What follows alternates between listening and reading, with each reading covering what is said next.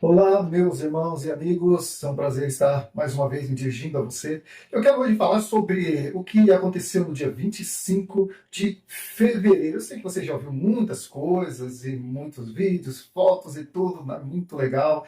Eu gostaria de ter estado lá, mas não pude estar, mas fiquei assistindo pelo YouTube. E Deus colocou no meu coração também de falar algo a respeito de algumas coisas, né, que a gente está vendo acontecer na nossa nação e no mundo de modo geral, e trazer para dentro de um contexto bíblico como normalmente faço. Então, o título dessa reflexão é Um Recado para o Mundo. Vamos analisar juntos.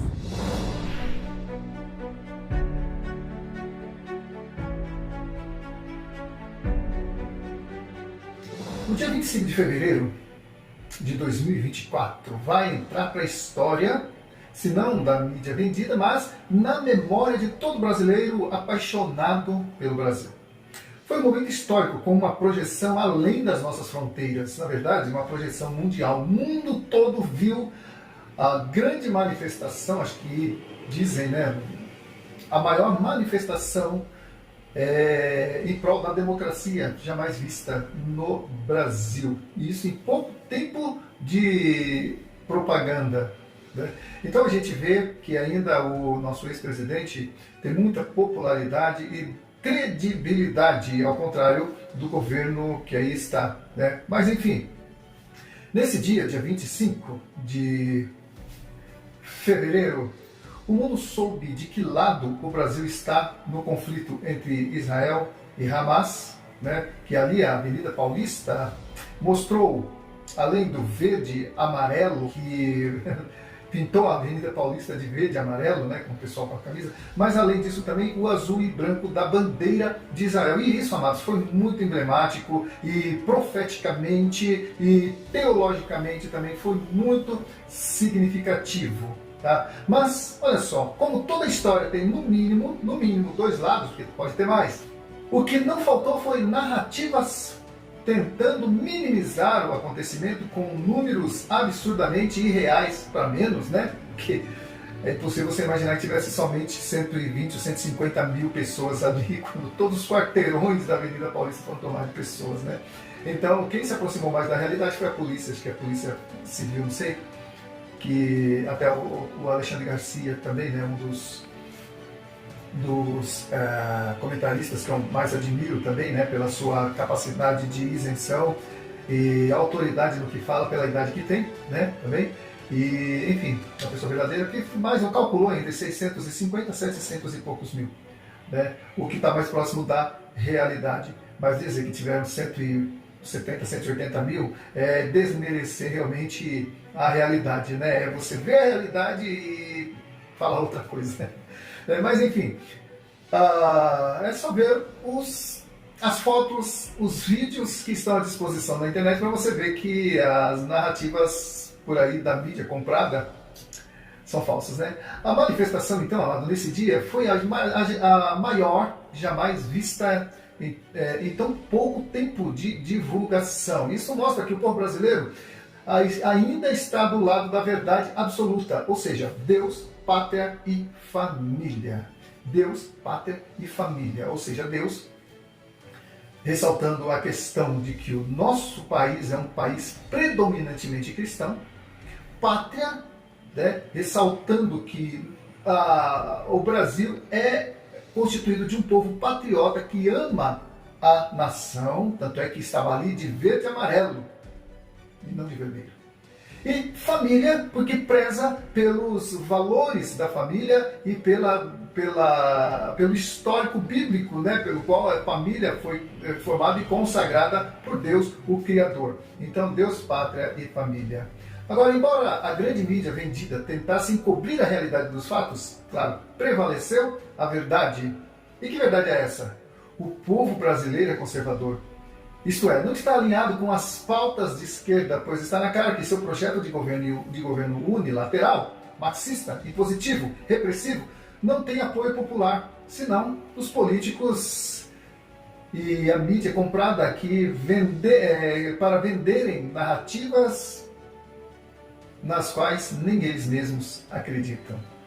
E o que faz com que muitos, não digo todos, mas muitos comentaristas, muitos cientistas políticos, muitos repórteres conhecem a verdade, sabem o que aconteceu, o que está acontecendo, mas preferem vender a verdade em detrimento da mentira. E aí enganam o povo. Só que, felizmente, amado, o povo abriu os olhos, os brasileiros abriram os olhos, né? Então eles sabem detectar o que é falso e o que é verdadeiro. Até porque contra fatos não há argumento, né? Bom, então parabéns aos brasileiros pela coragem de se manifestar, de manifestar seu apoio a quem de fato nos representa. Tá? Bom, agora eu quero analisar com você tudo isso, tudo que está acontecendo no Brasil e no mundo de modo geral, à luz das Escrituras, ou seja, sob uma perspectiva bíblica. Sendo assim, amados, olha só, temos que entender que o mundo está em guerra, não só política ou com armas, nação contra nação, mas é mais do que isso. O mundo está, na verdade, sempre esteve em um gigantesco conflito entre o bem e o mal, entre o santo e o profano, entre o certo e o errado, entre o moral e o imoral, entre a carne e o espírito. O mundo está em guerra contra Deus. Bom, embora esses conflitos, né, sempre fizeram parte da história da humanidade, desde a queda de Adão, né, ali no Jardim do Éden, aí Caim mata Abel depois, aí vem o dilúvio por conta da maldade que havia, a violência, né, e a maldade que havia crescido, aí vem o dilúvio, aí vem também a destruição de Sodoma e Gomorra por conta da banalização do sexo pervertido, violência, enfim, e Deus então destruiu o mundo nos tempos de Noé e destruiu a cidade de Sodoma e Gomorra por causa da perversidade sexual. E também a escravidão de Israel no Egito, enfim, toda a história da humanidade é marcada por conflitos e mais conflitos. Em todo esse histórico de conflitos, hoje podemos concluir que a história tem nos ensinado muito, porém não temos aprendido quase nada. Aliás, a maldade inerente ao ser humano tem sido cada vez maior. Temos massacre aos judeus, e não está muito longe de nós, e até hoje, né, o mundo continua assim, reino contra reino, e nação contra nação. Temos ainda lembranças e pessoas que foram testemunhas das grandes guerras mundiais e do massacre aos judeus. Isso não está muito longe de nós. Até hoje o mundo continua assim, reino contra reino e nação contra nação, povo oprimindo povo e genocídios. Enfim, parece que a história tem nos ensinado tudo, mas não temos aprendido nada. Entretanto, há ainda um agravante em nossos dias. Chama-se guerra ideológica. O que é isso? Eu vou te explicar. A guerra ideológica, ela não mata apenas pessoas, mas mata a humanidade delas. Sim, estamos nos desumanizando em detrimento de doutrinação, onde a banalização da vida, as clínicas de aborto que o digam, né? Olha só, pra você ter uma ideia. Existem alguns animais que se você matar, ou se você pisar num ovo de tartaruga numa praia aí, você vai responder processo. E em alguns casos, né, é crime inafiançável. Tem animais que, se você matar, você vai responder processo. Mas você pode cometer um aborto. Ou seja, a vida humana está valendo menos do que a vida um ovo de tartaruga. Para você ver a insanidade dos tempos de hoje. Leis que descriminalizam o pecado e criminalizam o que é certo. Leis que glamorizam o mal e reprimem o que é certo. Então, nós estamos nos desumanizando, ou seja, estão tentando nos desumanizar através de narrativa, através de ensinos. Isso começa na infância, muitas vezes até nas escolas, a doutrinação. Tá? E não é de hoje, né, amados? Mas hoje a gente está vendo de uma maneira muito mais acentuada, porque as informações estão chegando a nós de modo muito mais recorrente, o que inclusive estão tentando aí cercear a liberdade de expressão, né, a censura, para que se chegue aos ouvidos somente aquilo que o governo quer que chegue. Você só vai receber notícia que o governo quer que você receba. Isso é o cerceamento da liberdade de imprensa, da liberdade de expressão, né? Então, esse é o agravante, amado. As clínicas de aborto, a desintegração da família e a destruição dos laços familiares. A morte da identidade sexual, que é definida por fatores genéticos e científicos logo na gestação. Mas não, Hoje você é quem você acha que é. De repente você, bom, se você é do sexo masculino, mas se você se sente do sexo feminino, então você é mulher mesmo tendo pênis e tendo espermas, não possuindo seias e nem vagina, então você é mulher mesmo sendo homem, ou o contrário, né? Você é o homem mesmo não tendo os órgãos genitais de um homem. O que caracteriza o sexo feminino e o sexo masculino, cientificamente e biblicamente, é a anatomia, né? Se tiver útero, se tiver vagina, se tiver seios, é mulher. Se tiver pênis, se tiver bolsa escrotal, se tiver testículos, se tiver próstata, é homem. Bom, mas estão nos ensinando que não, ninguém nasce homem, ninguém nasce mulher. Ser homem e ser mulher é uma construção. Que absurdo, né? Mas é isso que estão se ensinando, né? E tem muita gente comprando essa narrativa. E pasmem vocês, tem igrejas abraçando isso. Mas enfim, final dos tempos, né? Mas sobre isso, olha o que o apóstolo diz, o apóstolo Paulo, em sua segunda carta a Timóteo, capítulo 3, versículos de 1 a 7. Olha o que ele diz: os males e as corrupções dos últimos dias. Esse é o tema o título, né, na verdade, do texto que eu vou ler aqui para você, da versão revista e atualizada.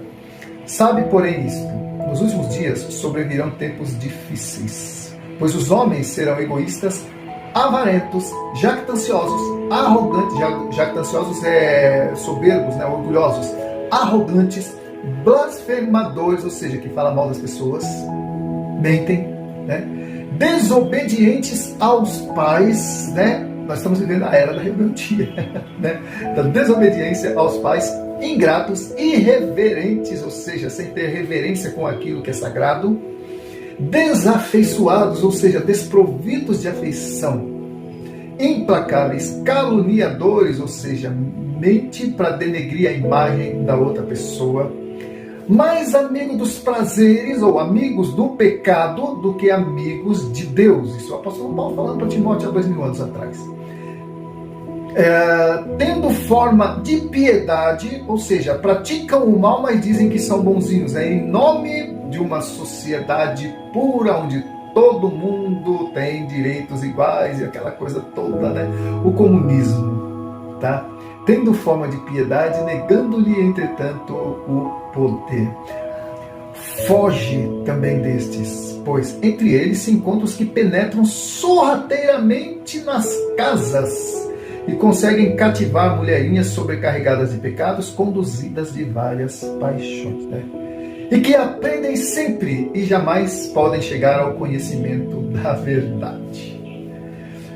Eu fiquei pensando nisso, amados, que aprendem sempre, ou seja, estão sempre aprendendo, mas nunca chegam ao conhecimento daquilo que realmente deveriam saber, que é a verdade, né? Então, amados, não basta você saber de tudo, você precisa saber a verdade, né? Porque se você pode saber muita coisa, mas se você não tiver conhecimento da verdade, então todo o seu saber é lixo. Por isso que Jesus diz em João 8,32: conhecereis a verdade, e a verdade vos libertará. Mas prosseguindo aqui, amados, as Escrituras, olha só, ela é um livro de orientações, é o manual do fabricante. Assim como toda máquina tem seu manual de instruções, assim também é a Bíblia. A grande questão é que a máquina não tem consciência, portanto não tem poder de decisão. Ela não decide nada, quem decide pela máquina é você. Mas nós, seres humanos, temos consciência e somos responsáveis pelas decisões que nós tomamos. Nós somos seres inteligentes, então nós não somos como uma máquina, mas temos sim ainda um manual de instruções. Chama-se Bíblia Sagrada. E as nossas decisões, olha só, as nossas decisões, elas são pautadas ou elas são resultado de informações que nós armazenamos em nosso consciente, quer voluntariamente, quer não. Tudo aquilo que você ouve, tudo aquilo que você vê, ajudam você a formar a sua opinião, né? Então, toda decisão que nós tomamos é resultado de um conjunto de informações que nós temos. Sendo assim, a pergunta é: quais são suas fontes de informação? Para onde estão voltados os seus olhos e para onde estão inclinados os seus ouvidos? O que você tem ouvido? O que você tem lido? Suas decisões serão resultado disso. Do que você vê, do que você lê e do que você ouve. Então, procure algo que te acrescente para ler, né? Algo para ler, algo para ver, que acrescente, que aumente a sua fé, que lhe dê esperança. Como Jeremias diz, né? Quero trazer à memória aquilo que me dá esperança. Amado, eu quero ler ainda com você 2 Timóteo capítulo 4, versículos de 1 a 8, que não precisa muito, dispensa comentários, né? Porque o próprio texto fala por si só. Diz assim, o apóstolo Paulo falando a Timóteo: conjuro-te perante Deus e Cristo Jesus, que há de julgar vivos e mortos, pela sua manifestação e pelo seu reino. Prega a palavra, insta, quer seja oportuno, quer não. Corrige, repreende, exorta com toda longanimidade e doutrina, pois haverá tempo em que não suportarão a sã doutrina. Pelo contrário, cercar-se-ão de mestres, segundo as suas próprias cobiças, como que sentindo coceiras nos ouvidos. E se recusarão a dar ouvidos à verdade, entregando-se a fábulas. Tu, porém, sê sóbrio em todas essas coisas, suporta as aflições, faze o trabalho de um evangelista, cumpre cabalmente o teu ministério. Quanto a mim, estou sendo já oferecido por libação, e o tempo da minha partida é chegado. Combati o bom combate, completei a carreira, guardei a fé. Já agora a coroa da justiça me está guardada, a qual o Senhor reto juiz me dará naquele dia, e não somente a mim, mas também a todos quantos amam a sua vida. E é isso, amados. Se nós formos no livro do Apocalipse, nos sermões escatológicos de Jesus, nos evangelhos, nós vamos ver que estamos vivendo o tempo do fim. Agora eu acho que resta pouco, porque se Deus não interferir, não vai sobrar nem a igreja. Mas Deus tem um tempo marcado para tudo. E Ele dá sinais. Né? Ele dá sinais. E nós estamos vendo já os sinais. Ah, pastor, mas sempre teve guerra, sempre teve terremoto, sempre teve enchente, sempre teve maldade e tudo. Ô, amado, sempre teve. Mas tem uma coisa que está acontecendo nos dias de hoje que você não vai ver na história da humanidade. E é própria dos tempos de hoje. Tudo isso acontecendo ao mesmo tempo. Principalmente a desumanização do ser humano em virtude de narrativa de doutrinação marxista que te desclassifica quem você é e faz com que você perca a sua identidade. Quem você é? Eu sei quem eu sou. Eu sou filho do Deus Altíssimo. Eu espero que você também seja. Se você é, amém, glória a Deus, somos irmãos e nós estamos aguardando o retorno do nosso Senhor Jesus Cristo. E se você ainda não é, eu sugiro que você entregue sua vida a Jesus, comece a ler as Escrituras, procure uma igreja onde você possa aprender mais sobre Deus, sobre Jesus, sobre a Bíblia, para que no dia em que Jesus vier buscar a sua igreja, você esteja fazendo parte dela.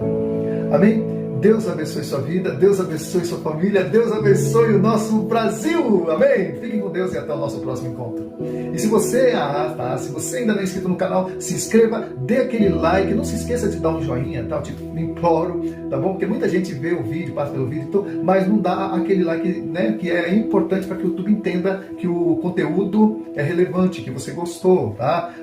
Você foi edificado pela reflexão, tá bom? Faça isso e compartilhe também. Bom, muito obrigado e Deus abençoe sua vida.